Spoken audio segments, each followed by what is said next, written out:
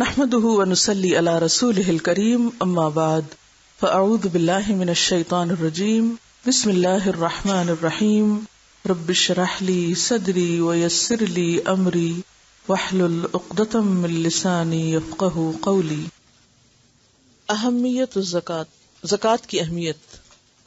جس سونے اور چاندی کی زکوٰۃ ادا نہ کی جائے، قیامت کے دن اس سونے اور چاندی کی تختیاں بنا کر آگ میں گرم کی جائیں گی اور ان سے اس کے مالک کی پیشانی، پیٹھ اور پہلو داغے جائیں گے۔ جن جانوروں کی زکوٰۃ ادا نہ کی جائے، قیامت کے دن وہ جانور اپنے مالک کو 50,000 سال تک اپنے پاؤں تلے رونتے رہیں گے۔ اب میں عربی کی حدیث پڑھوں گی۔ اس کی ضرورت کیا ہے؟ عربی کی حدیث پڑھنے کی وقت نہیں ضائع ہوتا آپ کا؟ ضرورت کیا ہے؟ اصل اور ترجمے میں فرق ہوتا ہے، اور پھر یہ ہے کہ اصل جو ہے اس کا اثر زیادہ ہوتا ہے، چاہے آپ کو پوری طرح سمجھ نہ بھی آئے، لیکن اس سے یقین کی ایک قوت ہوتی، یعنی ایک یقین کی قوت میں اضافہ ہوتا ہے۔ اور نبی صلی اللہ علیہ وسلم کے الفاظ ہیں پھر، عن ابی ہریرہ رضی اللہ عنہ قال قال رسول اللہ صلی اللہ علیہ وسلم ما من صاحب ذهب ولا فضة لا يؤدي منها حقها الا اذا كان يوم القيامة صفحت له صفائح من نار فأحمي عليها في نار جهنم فيكوى بها جنبه وجبينه وزهره كلما ردت أعيدت له في يوم كان مقداره 50,000 سنة حتى يقضى بين العباد فيرى سبيله إما إلى الجنة وإما إلى النار۔ قيل يا رسول الله فالإبل؟ قال ولا صاحب إبل لا يؤدي منها حقها ومن حقها حلبها يوم وردها إلا إذا كان يوم القيامة بطح لها بقاء قرقر أوفر ما كانت لا يفقد منها فصيلا واحدا تطأه بأخفافها وتعده بأفواهها كلما مر عليه أولاها رد عليه أخراها في يوم كان مقداره 50,000 سنة حتى يقضى بين العباد فيرى سبيله إما إلى الجنة وإما إلى النار۔ قيل يا رسول الله فالبقر والغنم؟ قال ولا صاحب بقر ولا غنم لا يؤدي منها حقها إلا إذا كان يوم القيامة بطح لها بقاع قرقر لا يفقد منها شيئا ليس فيها أقصاء ولا جلحاء ولا عذباء تنتحه بقرونها وتطأه بأظلافها كلما مر عليه أولاها رد عليه أخراها في يوم كان مقداره 50,000 سنة حتى يقضى بين العباد فيرى سبيله إما إلى الجنة وإما إلى النار۔ رواہ مسلم۔ حضرت ابو ہریرہ رضی اللہ عنہ کہتے ہیں کہ رسول اللہ صلی اللہ علیہ وسلم نے فرمایا، جو شخص سونے اور چاندی کا مالک لیکن اس کا حق یعنی زکوٰۃ ادا نہ کرے، تو قیامت کے دن سونے اور چاندی کی تختیاں بنائی جائیں گی، یعنی گولڈ پلیٹس، پھر ان کو جہنم کی آگ میں گرم کیا جائے گا، پھر ان سے اس شخص کے یعنی جو زکوٰۃ نہ دینے والا ہے اس کے پہلو، پیشانی اور پیٹھ پہ داغ لگائے جائیں گے۔ جب کبھی یہ تختیاں گرم کرنے کے لیے آگ میں واپس لائی جائیں گی تو دوبارہ عذاب دینے کے لیے لوٹائی جائیں گی، یعنی یہ صرف ایک بار نہیں ہوگا، جب وہ ٹھنڈی ہوں گی تو پھر گرم کی جائیں گی۔ اس سے یہ سلوک سارا دن ہوتا رہے گا، جس کا عرصہ 50,000 سال کے برابر ہے۔ دنیا میں انسان زکوٰۃ نہ دے کے کتنے دن مال رکھ سکتا پاس؟ یہاں تک کہ انسانوں کے فیصلے ہو جائیں، پھر وہ اپنا راستہ جنت کی طرف دیکھے یا دوزخ کی طرف۔ عرض کیا گیا، یا رسول اللہ صلی اللہ علیہ وسلم، پھر اونٹوں کا کیا معاملہ ہوگا؟ آپ نے فرمایا، جو شخص اونٹوں کا مالک ہو اور وہ ان کا حق زکوٰۃ ادا نہ کرے، اور اس کے حق سے یہ بھی ہے کہ پانی پلانے کے دن کا دودھ دوہے، اور عرب کے رواج کے مطابق یہ دودھ مساکین کو پلا دے، وہ قیامت کے دن ایک ہموار میدان میں اوندھے منہ لٹایا جائے گا، اور وہ اونٹ بہت فربا اور موٹے ہو کر آئیں گے، ان میں سے ایک بچہ بھی کم نہ ہوگا، یعنی سب کے سب آئیں گے، اور منکر زکوٰۃ کو اپنے کھروں سے روندیں گے، یعنی لتاڑیں گے اس کو چڑھ کے، اور اپنے منہ سے کاٹیں گے، یعنی دانتوں سے. جب پہلا اونٹ یہ سلوک کر کے چلا جائے گا تو دوسرا آ جائے گا، اس سے یہ سلوک سارا دن ہوتا رہے گا، جس کا عرصہ 50,000 سال کے برابر ہے، حتیٰ کہ لوگوں کا فیصلہ ہو جائے. پھر وہ اپنا رستہ جنت کی طرف دیکھے گا یا جہنم کی طرف. عرض کیا گیا، اے اللہ کے رسول صلی اللہ علیہ وسلم، گائے اور بکری کے بارے میں کیا ارشاد ہے؟ فرمایا، کوئی گائے اور بکری والا ایسا نہیں جو ان کا حق زکوٰۃ ادا نہ کرے، مگر جب قیامت کا دن ہوگا تو وہ اوندھا لٹایا جائے گا، یعنی الٹا لٹایا جائے گا، یعنی منہ نیچے اور پیٹھ اوپر، ایک ہموار زمین پر. اور ان گائے اور بکریوں میں سے کوئی کم نہ ہوگی، سب کی سب آئیں گی. اور ان میں سے کوئی سینگ مڑی نہ ہوگی، نہ بغیر سینگوں کے، نہ سینگ مڑی اور نہ بغیر سینگوں کے، اور نہ ٹوٹے سینگوں والی. وہ اس کو اپنے سینگوں سے مارے گی، گائے بھینس بکری سینگ مارے گی اس شخص کو، اور اپنے کھروں سے روندیں گی. جب پہلی گزر جائے گی تو پچھلی آ جائے گی، یعنی لگاتار آتی جائیں گی. دن بھر ایسا ہوتا رہے گا جس کی مدت 50,000 سال کے برابر ہے، یہاں تک کہ بندوں کے درمیان فیصلہ ہو جائے گا. پھر وہ اپنا رستہ جنت کی طرف دیکھے یا دوزخ کی طرف. ایسا شخص بعد میں جنت میں بھی جا سکتا ہے، ہو سکتا ہے اس کی باقی سارے کام ٹھیک ہوں، نمازیں ہوں، روزے ہوں، اور بھی جو نیک اچھے اچھے کام کرنے اس نے کیے ہوں، لیکن زکوٰۃ میں کوتاہی کا یہاں یہ سزا بتائی جا رہی ہے، یہ صلہ بتایا جا رہا ہے. اور یہ حدیث جو ہے مسلم کی روایت ہے، لیکن یہ متفق علیہ روایت ہے، کچھ الفاظ کے اختلاف کے ساتھ بخاری میں بھی ہے. عن الاحنف بن قیس قال كنت في نفر من قریش فمر ابو ذر وهو يقول بشر الكانزين بكي في ظهورهم يخرج من جنوبهم وبكي من قبل اقفائهم يخرج من جباههم. قال ثم تنحى فقعد. قال قلت من هذا؟ قالوا هذا ابو ذر. قال فقمت اليه فقلت ما شيء سمعتك تقول قبيل؟ قال ما قلت الا شيئا قد سمعته من نبيهم صلی اللہ علیہ وسلم. رواہ مسلم. احنف بن قیس رضی اللہ عنہ کہتے ہیں کہ میں قریش کے چند لوگوں میں بیٹھا ہوا تھا کہ ابو ذر آ گئے. کہنے لگے کہ خزانہ جمع کرنے والوں کو بشارت دو، ایسے داغ کی جو ان کی پیٹھ پہ لگائے جائیں گے اور ان کے پہلوؤں سے آر پار ہو جائیں گے. ان کی گدیوں یعنی گردن میں لگائے جائیں گے تو ان کی پیشانی سے پار ہو جائیں گے، یعنی پیچھے سے وہ چیز رکھی جائے گی تو آگے سے نکل جائے گی. پھر ابو ذر ایک طرف ہو کے بیٹھ گئے تو میں نے لوگوں سے پوچھا یہ کون ہے؟ لوگوں نے بتایا یہ ابو ذر ہیں. چنانچہ میں ان کی طرف گیا اور عرض کیا یہ کیا تھا جو میں نے ابھی آپ سے سنا، جو آپ نے فرمایا؟ حضرت ابو ذر نے کہا میں نے وہی کہا ہے جو میں نے مسلمانوں کے نبی صلی اللہ علیہ وسلم سے سنا ہے. اسے مسلم نے روایت کیا ہے. زکوٰۃ نہ دینے والوں کا روپیہ پیسہ قیامت کے دن گنجا سانپ بن کر ان کو ڈسے اور کاٹے گا. عن ابی ہریرہ رضی اللہ عنہ قال قال رسول اللہ صلی اللہ علیہ وسلم من آتاہ اللہ مالا فلم یؤدی زکاتہ مثل له مالہ یوم القیامت شجاعا اقرع له زبیبتان یطوقہ یوم القیامت ثم یأخذ بلہزمتیہ یعنی بشدقیہ ثم یقول انا مالک وانا کنزک. ثم تلا لا يحسبن الذين يبخلون بما آتاهم الله من فضله هو خير لهم بل هو شر لهم سيطوقون ما بخلوا به يوم القيامة. رواہ البخاری. حضرت ابو ہریرہ کہتے ہیں کہ رسول اللہ صلی اللہ علیہ وسلم نے فرمایا کہ جس کو اللہ تعالیٰ نے مال دیا اور اس نے اس کی زکوٰۃ ادا نہ کی تو قیامت کے دن اس کا مال گنجے سانپ کی شکل بن کر جس کی آنکھوں پر 2 نقطے ہوں گے اس کے گلے کا توق یعنی ہار بن جائے گا، گلے میں لپٹ جائے گا.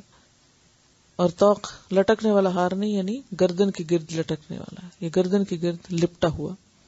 پھر اس کی دونوں باچھیں پکڑ کر، باچھ کیا ہوتی ہے یعنی ہونٹوں کے کنارے، کہے گا میں تیرا مال ہوں، میں تیرا خزانہ ہوں. پھر آپ صلی اللہ علیہ وسلم نے یہ آیت تلاوت فرمائی جن لوگوں کو اللہ تعالیٰ نے اپنے فضل سے مال دیا ہے اور وہ بخیلی کرتے ہیں تو اپنے لیے یہ بخل بہتر نہ سمجھے بلکہ ان کے حق میں برا ہے. ان قریب قیامت کے دن یہ بخیلی ان کے گلے کا طوق ہونے والی ہے. اسے بخاری نے روایت کیا. اس میں آپ دیکھیے کہ جیسا جرم ویسی سزا. اس میں سونا اور چاندی کی سزا مختلف بتائے گی، اونٹ گائے بکری وغیرہ کی مختلف، اور روپے پیسے کی مختلف. جس مال سے اللہ تعالیٰ کا حق ادا نہ کیا جائے وہ مال تباہ و برباد ہے.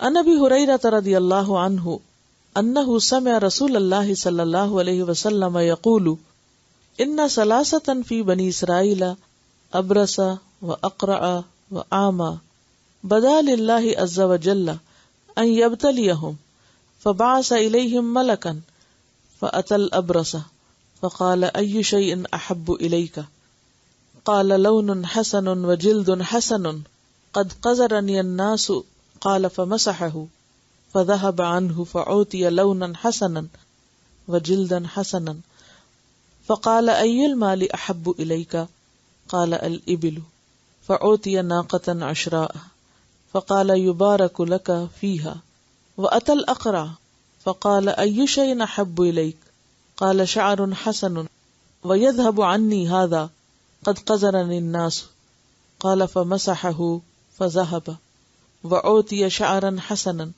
قال فأي المال أحب إليك قال البقر قال فآتاه بقرة حاملا وقال يبارك لك فيها وأتى الأعمى فقال أي شيء أحب إليك قال يرد الله إلي بصري فأبصر به الناس قال فمسحه فرد الله إليه بصره قال فأي المال أحب إليك قال الغنم فآتاه شاة والدا فأنتج هذان وولد هذا فكان لهذا واد من إبل ولهذا واد من بقر ولهذا واد من الغنم ثم إنه أتى الأبرص في صورته وهيئته فقال رجل مسكين تقطعت بي الحبال في سفري فلا بلاغ اليوم إلا بالله ثم بك أسألك بالذي آتاك اللون الحسن والجلد الحسن والمال بعيرا أتبلغ عليه في سفري فقال له إن الحقوق كثيرة فقال له كأني عارفك ألم تكن أبرص يقدرك الناس فقيرا فآتاك الله فقال لقد ورثت لكابر عن كابر فقال إن كنت كاذبا فسيرك الله إلى ما كنت وأتى الأقرع في صورته وهيئته فقال له مثل ما قال لهذا فرد عليه مثل ما رد عليه هذا فقال إن كنت كاذبا فسيرك الله إلى ما كنت وأتى الأعمى في صورته فقال رجل مسكين وابن سبيل وتقطعت بي الحبال في سفري فلا بلاغ اليوم إلا بالله ثم بك أسألك بالذي رد عليك بصرك شاة أتبلغ بها في سفري فقال قد كنت أعمى فرد الله بصري وفقيرا فقد أغناني فخذ ما شئت فوالله لا أجهدك اليوم بشيء أخذته لله فقال أمسك مالك فإنما ابتليتم فقد رضي الله عنك وسخط على صاحبيك رواہ البخاری. حضرت ابو ہریرہ رضی اللہ عنہ کہتے ہیں کہ انہوں نے نبی اکرم صلی اللہ علیہ وسلم سے سنا، آپ فرماتے تھے کہ بنی اسرائیل میں 3 آدمی تھے، ایک کوڑی، دوسرا گنجا اور تیسرا اندھا. کوڑی کہتے جس کی سکن پرابلم ہوتی. اللہ تعالیٰ نے ان کو آزمانے کا ارادہ فرمایا. ان کی طرف ایک فرشتہ بھیجا انسانی شکل میں. وہ کوڑی کے پاس آیا اور کہا تجھے کون سی چیز بہت پیاری ہے؟ اس نے کہا اچھا رنگ اور اچھا بدن، اور وہ چیز مجھ سے دور ہو جائے جس کی وجہ سے لوگ مجھ سے نفرت کرتے ہیں. آپ نے فرمایا فرشتے نے اس کے جسم پہ ہاتھ پھیرا، بس اس سے اس کی گندگی دور ہو گئی اور اچھا رنگ اور اچھا بدن دے دیا گیا. پھر فرشتے نے کوڑی سے پوچھا تجھے کون سا مال زیادہ پسند ہے؟ اس نے کہا اونٹ یا گائے. راوی کو شک ہے یعنی اونٹ کہا یا گائے کہی. ہاں، کوڑی اور گنجے میں سے ایک نے اونٹ کہا اور دوسرے نے گائے. آپ نے فرمایا اسے ایک حاملہ اونٹنی دی گئی اور کہا کہ اللہ تجھے اس میں برکت دے. آپ صلی اللہ علیہ وسلم نے فرمایا پھر وہ فرشتہ گنجے کے پاس آیا اور کہا تجھے سب سے زیادہ کون سی چیز پسند ہے؟ اس نے کہا خوبصورت بال اور وہ چیز مجھ سے دور ہو جائے جس سے لوگ نفرت کرتے ہیں. آپ نے فرمایا کہ فرشتے نے اس پر ہاتھ پھیرا، اس کا گنجا پن جاتا رہا اور خوبصورت بال اسے دے دیے گئے. فرشتے نے پوچھا تجھے کون سا مال زیادہ پسند ہے؟ اس نے کہا گائے. پس ایک حاملہ گائے اسے دے دی گئی اور فرشتے نے کہا اللہ تجھے اس میں برکت دے. آپ صلی اللہ علیہ وسلم نے فرمایا پھر وہ فرشتہ اندھے کے پاس آیا اور کہا تجھے سب سے زیادہ پیاری چیز کون سی؟ اس نے کہا اللہ مجھے بینائی دے دے. تاکہ میں لوگوں کو دیکھ سکوں۔ آپ صلی اللہ علیہ وسلم نے فرمایا، فرشتے نے اس پر ہاتھ پھیرا، پھر اللہ تعالیٰ نے اس کی بینائی واپس کر دی۔ فرشتے نے کہا، تجھے سب سے زیادہ پسند مال کون سا ہے؟ کہا بکریاں۔ اسے ایک حاملہ بکری دے دی گئی، بس بچے لیے کوڑی اور گنجے نے اونٹ اور گائے کے، اور اندھے نے بکری کے، یعنی ان سب کے جانوروں نے بچے دیے، جس سے کوڑی کے لیے ایک جنگل اونٹوں سے بھر گیا، گنجے کے لیے جنگل گائے سے بھر گیا، اندھے کے لیے جنگل بکریوں سے بھر گیا، یعنی بہت کثیر پیدا ہوئے۔ آپ صلی اللہ علیہ وسلم نے فرمایا، پھر کچھ عرصے بعد فرشتہ کوڑی کے پاس اس کی پہلی صورت اور شکل میں آیا اور کہا، میں غریب آدمی ہوں، سفر میں میرا مال و اسباب جاتا رہا، اب میرا آج کے دن اپنی منزل پر پہنچنا اللہ کی مہربانی اور تیرے سبب سے ہے۔ میں تجھ سے اسی ذات کے واسطے سے مانگتا ہوں جس نے تجھے اچھا رنگ، جسم اور مال دیا، ایک اونٹ چاہتا ہوں جس کے ذریعے اپنی منزل پہ پہنچ سکوں۔ اس نے کہا، حقدار بہت ہے، یعنی خرچ بہت ہے، مال کم ہے۔ فرشتے نے کہا، میں تجھے پہچانتا ہوں، کیا تو کوڑی نہ تھا کہ لوگ تجھ سے نفرت کرتے؟ تو غریب تھا، اللہ نے تجھے صحت اور مال دیا۔ اس نے کہا، مجھے تو یہ مال دولت باپ دادا سے وراثت میں ملا ہے۔ جھوٹ۔ فرشتے نے کہا، تو جھوٹا ہے، اللہ تجھے ویسا ہی کر دے جیسے کہ تو تھا۔ آپ صلی اللہ علیہ وسلم نے فرمایا، پھر فرشتہ گنجے کے پاس آیا اور اسے وہی کہا جو کوڑی سے کہا تھا۔ گنجے نے وہی جواب دیا جو کوڑی نے دیا۔ فرشتے نے کہا، اگر تو جھوٹا ہے تو اللہ تجھے ویسا ہی کر دے جیسے تو تھا۔ آپ صلی اللہ علیہ وسلم نے فرمایا، پھر وہ فرشتہ اندھے کے پاس گیا، یعنی سابقہ صورت میں، اور کہا، غریب مسافر ہوں، سفر میں میرا مال و اسباب جاتا رہا، آج میں اپنی منزل پہ نہیں پہنچ سکتا مگر اللہ کی مہربانی اور تیرے سبب۔ تجھ سے اسی ذات کے واسطے سے مانگتا ہوں جس نے تجھے بینائی دی، ایک بکری چاہتا ہوں کہ اس کے باعث اپنی منزل پہ پہنچ سکوں۔ اندھے نے کہا، بے شک میں اندھا تھا، مجھے اللہ تعالیٰ نے بینائی دی، بس تو جو چاہے لے لے اور جو چاہے چھوڑ دے۔ اللہ کی قسم، آج کے دن میں تیرا ہاتھ نہ پکڑوں گا اس چیز سے جسے تو اللہ کے لیے لینا چاہے۔ فرشتے نے کہا، اپنا مال اپنے پاس رکھ، حقیقت یہ ہے کہ تم تینوں کو آزمایا گیا، بس تجھ سے اللہ راضی ہوا اور تیرے دونوں ساتھیوں پر غصہ کیا گیا۔ اسے بخاری نے روایت کیا ہے۔ تو اس سے کیا پتہ چلتا ہے کہ اگر انسان مال میں سے اللہ کا حق نہ نکالے تو وہ مال ضائع ہو جاتا ہے، جیسے ان دونوں سے ضائع ہوا، اور دینے والے کا پورا باقی بچا۔ زکوٰۃ نہ دینے والا دوزخی ہے۔ وعن انس بن مالک رضی اللہ عنہ قال قال رسول اللہ صلی اللہ علیہ وسلم مانع الزکوٰۃ یوم القیامۃ فی النار، رواہ الطبرانی۔ حضرت انس بن مالک فرماتے کہ رسول اللہ صلی اللہ علیہ وسلم نے فرمایا، زکوٰۃ نہ دینے والا قیامت کے دن آگ میں ہوگا۔ سے طبرانی نے روایت کیا۔ زکوٰۃ ادا نہ کرنے والے لوگوں کو اللہ تعالیٰ قحط سالی میں مبتلا کر دیتے ہیں۔ ان بریدہ رضی اللہ عنہ قال قال رسول اللہ صلی اللہ علیہ وسلم ما منع قوم الزکوٰۃ الا ابتلاهم اللہ بالسنین، رواہ الطبرانی۔ حضرت بریدہ کہتے ہیں رسول اللہ صلی اللہ علیہ وسلم نے فرمایا، زکوٰۃ ادا نہ کرنے والے لوگوں کو اللہ تعالیٰ قحط سالی میں مبتلا کر دیتے ہیں۔ اسے طبرانی نے روایت کیا ہے۔ زکوٰۃ ادا نہ کرنے والے پر رسول اللہ صلی اللہ علیہ وسلم نے لعنت فرمائی ہے۔ ان علی رضی اللہ عنہ قال لعن رسول اللہ صلی اللہ علیہ وسلم آکل الربا وموکلہ وشاہدہ وکاتبہ والواشمۃ والمستوشمۃ ومانع الصدقۃ والمحلل والمحلل لہ، رواہ الاصبہانی۔ حضرت علی رضی اللہ تعالی عنہ کہتے ہیں کہ رسول اللہ صلی اللہ علیہ وسلم نے سود کھانے، کھلانے، گواہی دینے اور کتابت کرنے والے سب لوگوں پہ لعنت فرمائی، نیز بال گوندنے، گندوانے، زکوٰۃ ادا نہ کرنے والے پر، حلالہ نکالنے اور نکلوانے والے پر بھی لعنت فرمائی۔ تو یہ اس میں جو آ رہا ہے نا کہ سود صرف خود نہ لینا بھی منع نہیں بلکہ کسی اور کو دینا بھی منع ہے۔ گواہی دینا اور کتابت کرنا، یعنی کس کی گواہی دینا؟ سود کی، اور سود کا حساب کتاب لکھنا، سب لوگ اللہ کی رحمت سے دور ہے۔ نیز بال گوندنا، بال گوندنا یعنی آرٹیفیشل بال لگانا، اصل بالوں میں دوسرے بال لگانا، اور گوندنا اس کو کہتے ہیں، گوندنا نہیں گوندنا، اور گندوانے والی پر یعنی کہ جو کرنے والی ہو اور جو کروا رہی ہو دونوں پر، اور زکوٰۃ ادا نہ کرنے والے پر۔ اور حلالہ کیا ہوتا ہے کہ اگر کسی عورت کو طلاق ہو جائے تو اس کا وقتی نکاح کہیں کر کے پھر اس کے بعد اس سے زبردستی طلاق لے لی جائے اور پھر پہلے شوہر کے ساتھ دوبارہ نکاح کرے۔ اگر کوئی کر رہا ہو یا کروا رہا ہو تو دونوں ہی اس میں آتے ہیں۔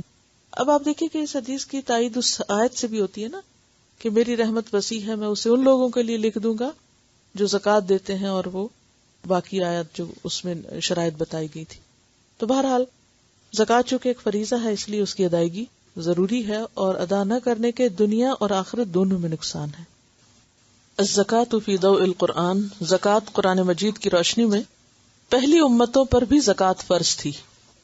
وَإِذْ أَخَذْنَا مِيثَاقَ بَنِي إِسْرَائِيلَ لَا تَعْبُدُونَ إِلَّا اللَّهَ وَبِالْوَالِدَيْنِ إِحْسَانًا وَذِي الْقُرْبَى وَالْيَتَامَى وَالْمَسَاكِينِ وَقُولُوا لِلنَّاسِ حُسْنًا وَأَقِيمُوا الصَّلَاةَ وَآتُوا الزَّكَاةَ ثُمَّ تَوَلَّيْتُمْ إِلَّا قَلِيلًا مِّنكُمْ وَأَنْتُمْ مُعْرِضُونَ.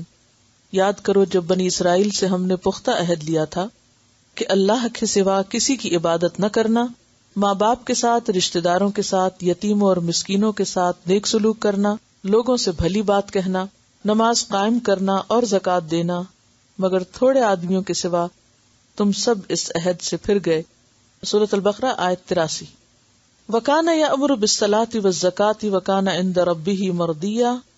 اسماعیل علیہ السلام کے بارے میں یہ آیت ہے کہ وہ اپنے گھر والوں کو نماز اور زکوٰۃ کی تاکید کرتے تھے اور وہ اپنے رب کے نزدیک بڑے پسندیدہ انسان تھے. اب پچھلی آیت میں آپ دیکھیے کہ اللہ تعالیٰ نے باقاعدہ میثاق لیا، اور میثاق کی شق ایک یہ تھی کہ زکوٰۃ ادا کرنا. یہاں اسماعیل علیہ السلام اپنے گھر والوں کو نماز کے علاوہ زکوٰۃ کی تائید کرتے ہیں. تو اس سے یہ بات بھی پتہ چلتی ہے کہ گھر کا جو بھی بڑا ہو، یعنی شوہر ہے، باپ ہے، تو اس کا فرض بنتا ہے کہ وہ اپنے بچوں کی یا اپنے متعلقین کی آخرت کی فکر کرے. جیسے وہ آتا ہے نا، یا ایھا الذین آمنوا قوا انفسکم واہلیکم نارا، کہ اپنے آپ کو اور اپنے گھر والوں کو آگ سے بچاؤ. اور اس آگ سے بچانے میں سب سے پہلی چیز کیا ہے؟ فرائض کی پابندی کرائے، یعنی فرائض کی پابندی کرائے وہ، اور ان کو یاد دہانی کرائے. اسی لیے آپ نے دیکھا ہوگا کہ بچے نماز پڑھ بھی لیں تو ایک دفعہ ضرور پوچھتے ہیں اچھا پڑھ لی نماز؟ فکر ہوتی ہے نا، تو یہ فکر ہونی چاہیے. اسی طرح زکوٰۃ کے بارے میں بھی فکر ہونی چاہیے. پھر فرمایا وَأَوْصَانِي بِالصَّلَاةِ وَالزَّكَاةِ مَا دُمْتُ حَيًّا، اور اللہ تعالیٰ نے مجھے یعنی عیسیٰ علیہ السلام کو حکم دیا کہ جب تک زندہ ہوں نماز قائم کروں اور زکوٰۃ ادا کرتا رہوں. تو ان تینوں آیات سے کیا پتہ چلتا ہے کہ پچھلی امتوں میں بھی زکوٰۃ کا حکم موجود تھا. ادائیگی زکوٰۃ ایمان کی نشانی اور حرمت جان کی ضمانت ہے. فَإِن تَابُوا وَأَقَامُوا الصَّلَاةَ وَآتُوا الزَّكَاةَ فَإِخْوَانُكُمْ فِي الدِّينِ وَنُفَصِّلُ الْآيَاتِ لِقَوْمٍ يَعْلَمُونَ. پس اگر یہ توبہ کر لیں اور نماز قائم کریں، زکوٰۃ دیں، تو یہ تمہارے دینی بھائی ہیں، لہٰذا ان کے خلاف جنگ نہ کرو. اور جاننے والوں کے لیے ہم اپنے احکام واضح کیے دیتے ہیں. سورۃ توبہ کی آیت نمبر 11 ہے.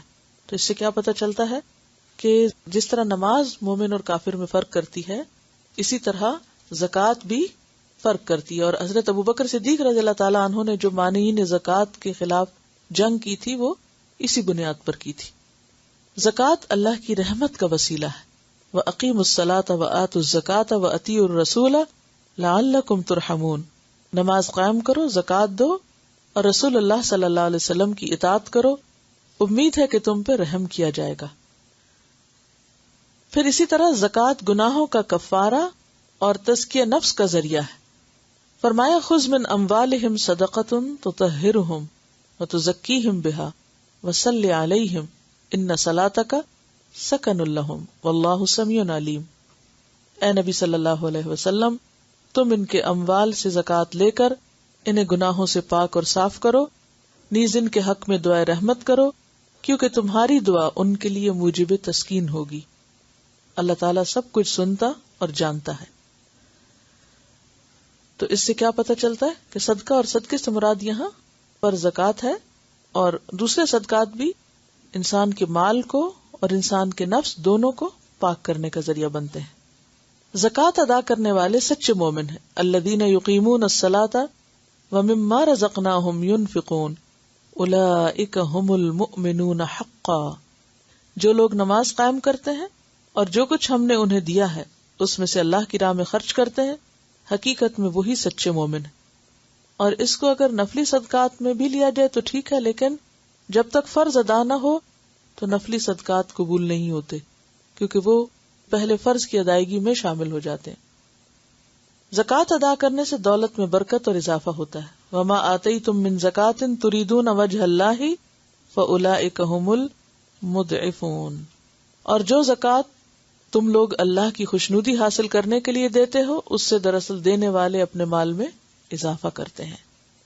یعنی اللہ کی راہ میں دینے سے مال کم نہیں ہوتا بلکہ مزید زیادہ ہو جاتا ہے، بڑھ جاتا ہے. زکوٰۃ آخرت میں کامیابی کی ضمانت ہے. الف لام میم تلک آیات الکتاب الحکیم ھدی ورحمۃ للمحسنین الذین یقیمون الصلاۃ ویؤتون الزکاۃ وہم بالآخرۃ ہم یوقنون اولئک علی ھدی من ربہم واولئک ھم المفلحون. الف لام میم یہ کتاب حکیم کی آیات ہیں، ان نیک بندوں کے لیے ہدایت اور رحمت جو نماز قائم کرتے ہیں، زکوٰۃ دیتے ہیں. یہی لوگ اپنے رب کی طرف سے راہ راست پر ہیں اور یہی فلاح پانے والے ہیں. اقتدار حاصل ہونے کے بعد نظام زکوٰۃ کا نفاذ فرض ہے. الذین مکناہم فی الارض اقاموا الصلاۃ وآتوا الزکاۃ وامروا بالمعروف ونہوا عن المنکر وللہ عاقبۃ الامور. یہ وہ لوگ ہیں جنہیں اگر ہم زمین میں اقتدار بخشیں تو نماز قائم کریں گے، زکوٰۃ دیں گے، نیکی کا حکم دیں گے اور برائی سے منع کریں گے. تمام معاملات کا انجام تو بس اللہ ہی کے ہاتھ میں ہے.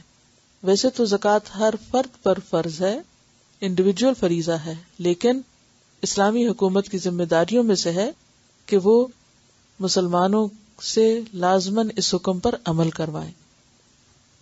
اور اسی کے تحت حضرت ابوبکر نے پھر جنگ کی تھی کہ جو ان کی حکومت کے اندر ایسے لوگ ہیں جو اسلام کا دعویٰ کرتے ہیں لیکن زکوٰۃ نہیں دیتے تو پھر وہ امن میں نہیں، یا امان انہیں حاصل نہیں ہو سکتی، کیونکہ یہ اسلامی خلیفہ کا یا حاکم کا فریضہ بنتا ہے کہ وہ اس چیز کو بھی لک آفٹر کرے.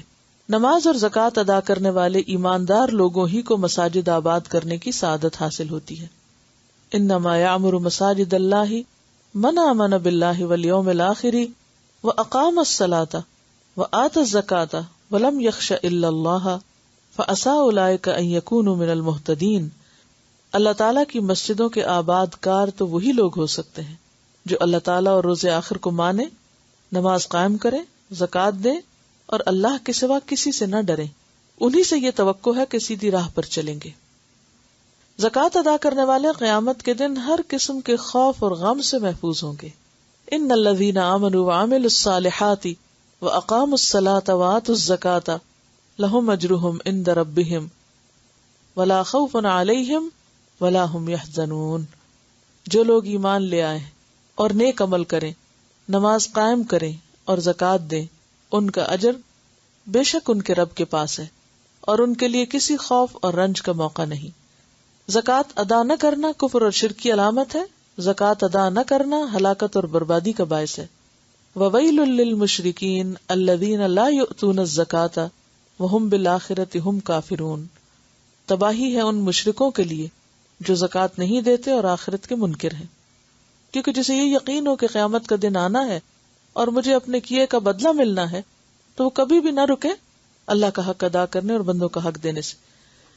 جس مال سے زکوٰۃ ادا نہ کی جائے وہ مال قیامت کے دن اپنے مالک کے گلے میں طوق بنا کے ڈالا جائے گا.